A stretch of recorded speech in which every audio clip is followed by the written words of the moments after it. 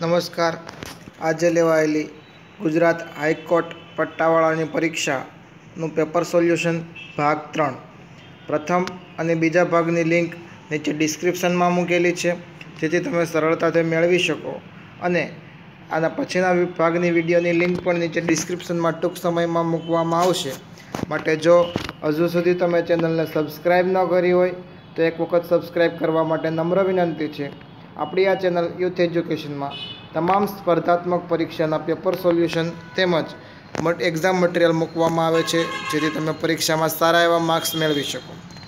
પ્રશ્ન નંબર 1 થી 17 એ પહેલા અને બીજા ભાગમાં મૂકેલા છે। પ્રશ્ન નંબર 18 થી વાત કરીએ તો સુની દિવસ કોણે લખેલી છે, તો એના આન્સરમાં આવશે સુનિલ ગાવસ્કર। 19મો સવાલ, દાંડીકૂચ ક્યારે શરૂ થઈ, તો દાંડીકૂચ 12 માર્ચ 1930ના દિવસે શરૂ થયેલી છે। બહુચર્ચિત સબરીમાલા મંદિર કયા રાજ્યમાં આવેલું છે, તો કેરળમાં આવેલું છે। વ્રજ કેજી ઓટોમેટેડ ગન ક્યાં બનેલી છે, સુરતમાં હજીરા ખાતે।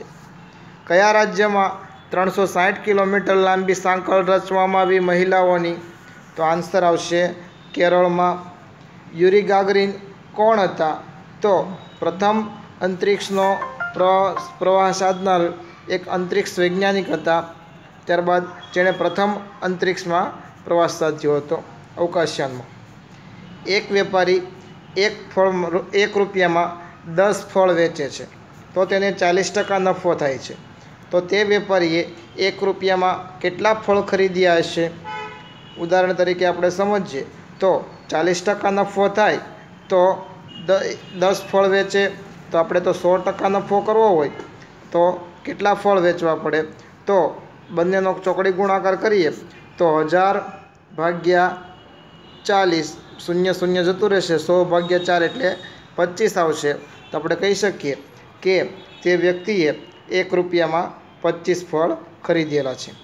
તમાકુમાં કયું ઝેરી તત્વ છે? નિકોટિન, જેના કારણે કેન્સર પણ થઈ શકે છે। 5 વ્યક્તિઓનો એવરેજ 40 છે, 5 વ્યક્તિ અને એવરેજ 40 એટલે બેનો ગુણાકાર કરીએ તો ટોટલ 200 થયા। 4 વ્યક્તિઓનો એવરેજ 35 છે, તો 4 ગુણ્યા 35 કરીએ તો આપણને જવાબ આવશે 140। તો બાકીના એક વ્યક્તિની કિંમત શોધો, તો પહેલાં 200 હતા એમાંથી 140 આવી ગયા એટલે વધ્યા કેટલા? 60। તો ત્રીજા જે અંતિમ વ્યક્તિ છે એની એવરેજ કેટલી હશે? 60। થેન્ક યુ વિદ્યાર્થી મિત્રો। ભાગ 4ની લિંક ટૂંક જ સમયમાં નીચે ડિસ્ક્રિપ્શનમાં મૂકવામાં આવશે, માટે જેમ બને તેમ અમારી સાથે જોડાઈ રહો। Thank you.